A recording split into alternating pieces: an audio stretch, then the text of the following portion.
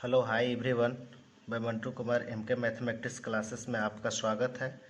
आज हम topic 10th class के लेकर आए हैं पॉलिनोमियल्स। इंट्रोडक्शन का पार्ट फर्स्ट है। आज हम पढ़ेंगे पॉलिनोमियल्स की बेसिक जानकारी, बेसिक कॉन्सेप्ट। पॉलिनोमियल्स को दो वर्डों से मिलकर के बनाया गया है, poly plus नोमियल्स। Poly plus नोमियल word से पॉलिनोमियल्स तैयार हुआ है। पॉली मीन्स होता है मेनी, पॉली मीन्स मैनी, और नोमियल्स मीन्स होता है टर्म्स। यानी कि अब हम यहाँ कह सकते हैं कि जिसमें टू और मोर देन टू टर्म्स हो, टर्म्स आर कॉल्ड पॉलिनोमियल्स।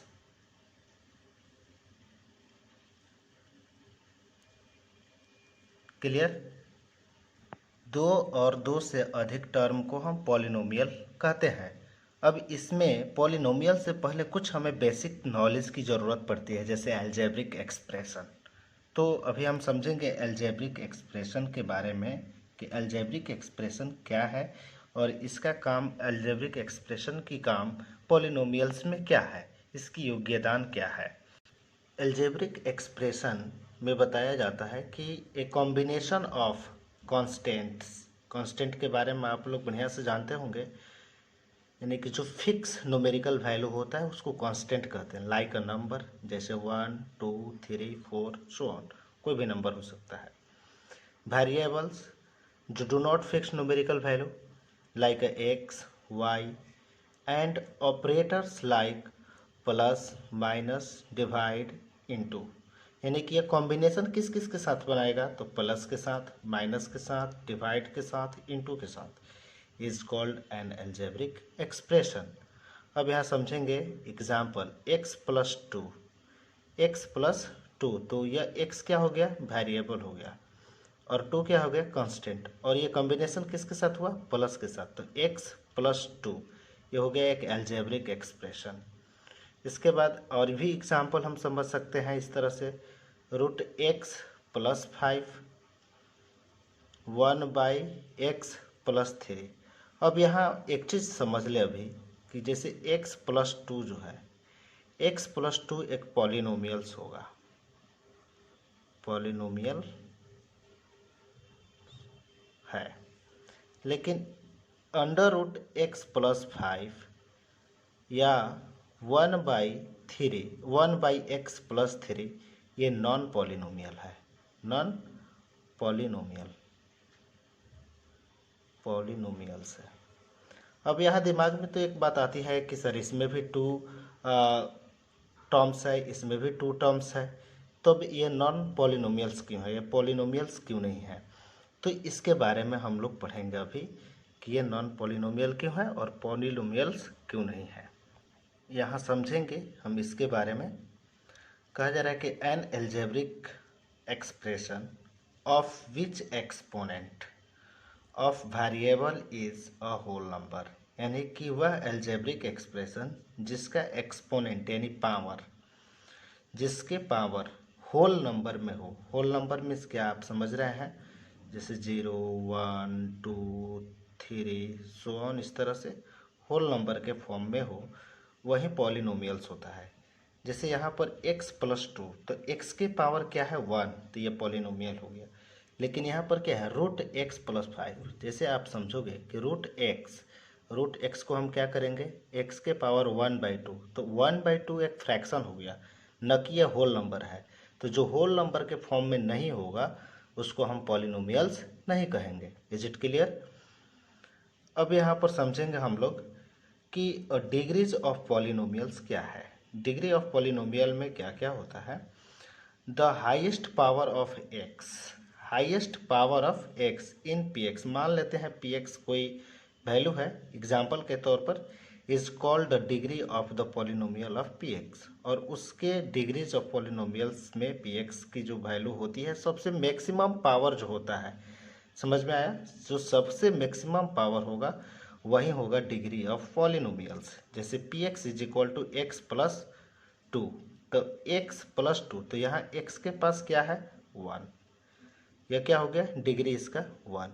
तो जिसका डिग्री 1 होता है, तो इसके साथ साथ हम एक चीज़ और भी सीख ले, इसको हम क्या कहेंगे linear polynomial, linear polynomial, clear, linear polynomials. दूसरा एग्जाम्पल है 2x² प्लस 4x प्लस 2, तो इसमें डिग्री कितना है 2, तो जब डिग्री 2 हो गया तो इसको हम क्या बोलेंगे क्वाड्रेटिक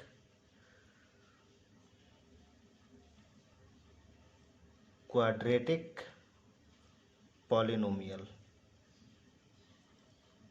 और थर्ड में एक एग्जाम्पल दिया हम 5x³ plus 4x² plus 3x plus 6, यानी कि 5x³ plus 4x² plus 3x plus 6, तो इसमें डिग्री मैक्सिमम कितना है 3।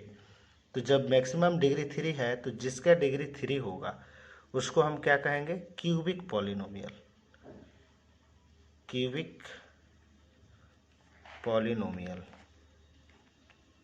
Cubic polynomial. आई थिंक कि आप लोग को इतना समझ में आ गया होगा। अब इसके आगे हम लोग पढ़ेंगे general forms of polynomials. Polynomial के जनरल फॉर्म क्या है देखेंगे हम, जनरल फॉर्म्स ऑफ पॉलिनोमियल्स के बारे में। जैसे लीनियर पॉलिनोमियल, यहाँ पर हम बताए हैं कि जिसका डिग्री 1 हो उसको लीनियर पॉलिनोमियल कहेंगे। जैसे ax प्लस बी, वेयर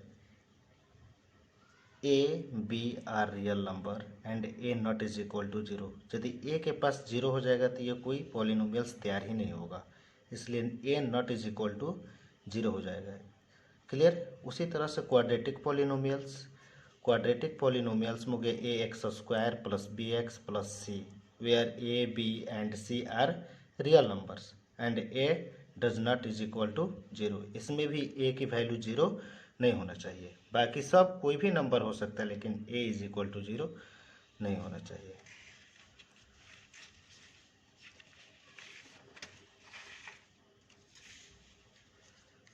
अब यहाँ समझेंगे हम लोग cubic polynomials.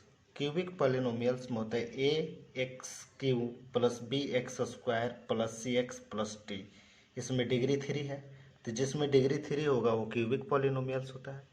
Where a b c and d are the real numbers and a not is equal to 0, इसमें भी a की वैल्यू 0 नहीं होना चाहिए। अब यहाँ से हम लोग का सबसे इम्पोर्टेंट टॉपिक शुरू होगा, जीरोज ऑफ अ पॉलिनोमियल्स। इसको ध्यान से समझना है आप लोग को। जीरोज ऑफ अ पॉलिनोमियल्स में बताया जा रहा है कि if k is a real number, यदि k कोई रियल नंबर है, यदि k कोई रियल नंबर है तो is said to be the zeros of polynomials px if pk is equal to 0 होगा। px यानी pk इज इक्वल टू 0, यहाँ से समझना है, और इसके अकॉर्डिंग फार्मूला भी फाइंड होगा। Zero of a polynomials px is equal to ax plus b है, तो हम क्या करेंगे now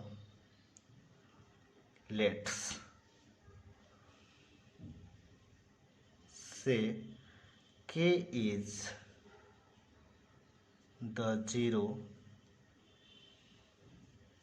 of polynomial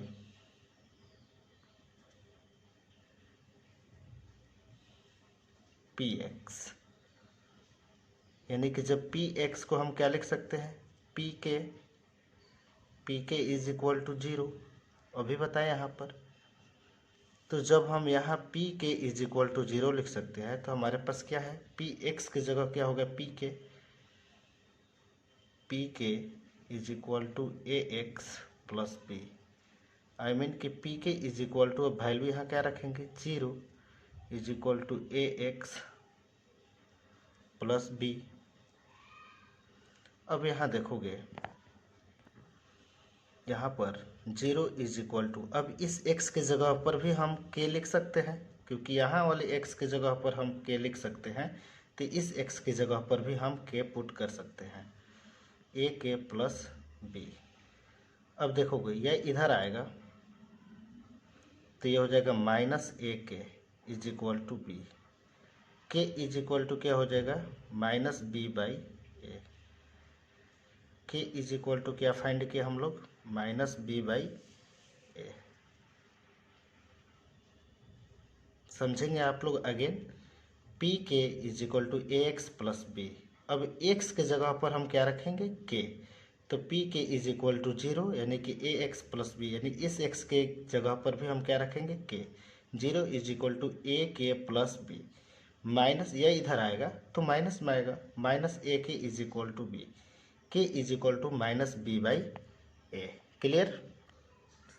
so the zero of the linear polynomial a x plus b is minus b by a, जो कि अभी find किया है। तो इसको हम कैसे लिख सकते हैं कि minus constant term divided by coefficient of x. तो कोफिशिएंट ऑफ एक्स समझ में आता है कि जो प्रोडक्ट ऑफ वेरिएबल्स के फॉर्म में होता है उसको कोफिशिएंट कहा जाता है। तो coefficient of x. Now value of p x is zero when x minus one is equal to zero. तो एक्स इज इक्वल टू क्या हो सकता है, यह इधर आएगा तो वन। इस तरह से बहुत सारे एग्जाम्पल हुए। Two x plus three is equal to zero. तो two x is equal to यह इधर आएगा तो minus three, x is equal to क्या हो जाएगा, minus three by to.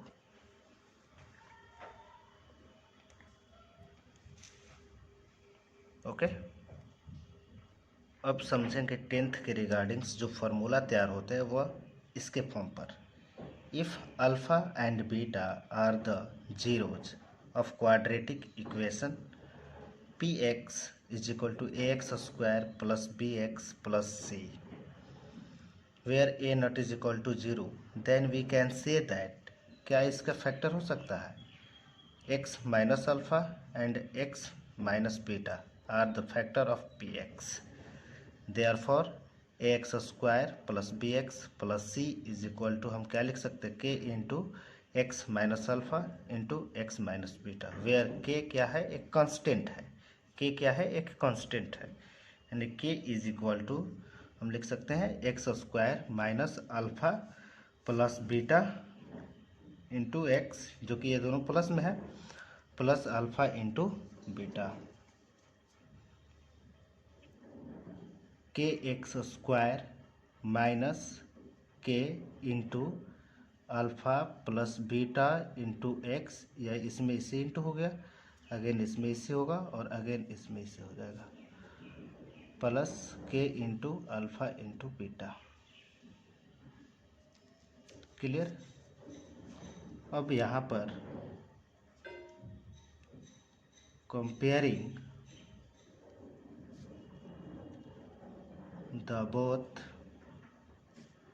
side of the equation we get, हम क्या फाइंड करेंगे, प्राप्त क्या होगा, यदि a इज इक्वल टू के लेते हैं, b is equal to minus k into alpha plus beta हो जाएगा इंटू एक्स, तो ये इधर हो गया, तो minus k into alpha plus beta and c is equal to k into alpha into beta. Clear. अब यहाँ पर हम समझेंगे, पुट कर दें, ए की वैल्यू सब में पुट कर देंगे, है ना, यानी कि के इज इक्वल टू ए हो जाएगा के की वैल्यू, तो पुटिंग द वैल्यू ऑफ के इज इक्वल टू ए, इसमें पुट कर देंगे। मान लो इसको फर्स्ट, इसको मान लेते हैं सेकंड, इसमें पुट करेंगे तो इसमें पुट करने पर क्या क्या हमें मिल सकता है, यहाँ पर